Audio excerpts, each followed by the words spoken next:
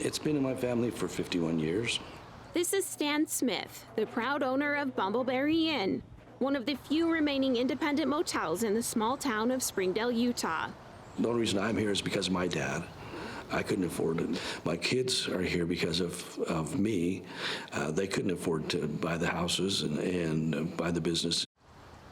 Springdale, the gateway to Zion National Park, is a town of about 600.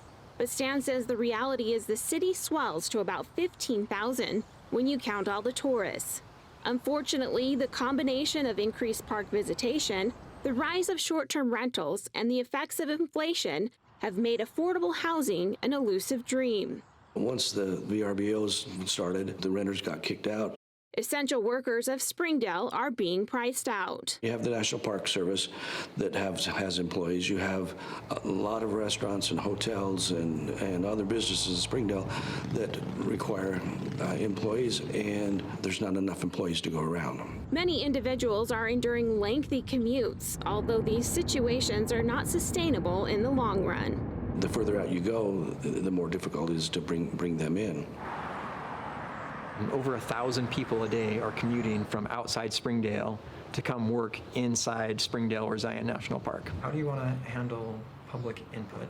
Thomas Danzy, Director of Community Development in Springdale, says it's always been difficult for employees to find adequate housing, but the nature of the housing market and the pandemic exacerbated the problem. Certainly there were digital nomads, people that came and just enjoyed Springdale, would stay for a period and then leave. We've also seen an increase in remote workers, permanent remote workers.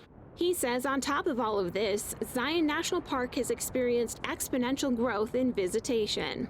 The combination of those factors has made it really, really difficult in a resort town like Springdale that relies on service sector employees to be able to find adequate housing. It's just not available anymore. It's a real concern for public safety, medical providers. There's not a single solution that's going to be the answer.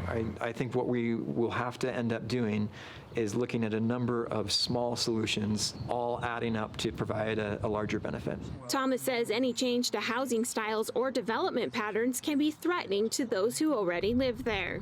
What we have tried to do is to explore options that would preserve that community character while at the same time allowing different development styles and helping people understand that maybe we can accomplish both of those goals. This is Tandy. This is last year's.